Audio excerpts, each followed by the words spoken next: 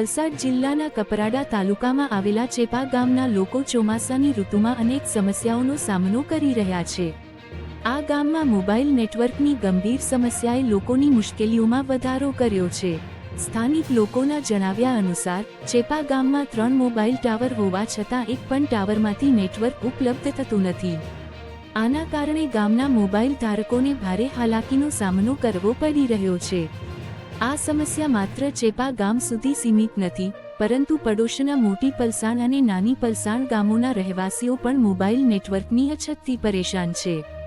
ચોમાસાની ઋતુમાં આ સમસ્યા વધુ ગંભીર બની છે, કારણ કે નેટવર્કના અભાવે સરકાર દ્વારા પૂરી પાડવામાં આવતી 108 એમ્બ્યુલન્સ સેવા પણ લોકો સુધી પહોંચી શકતી નથી।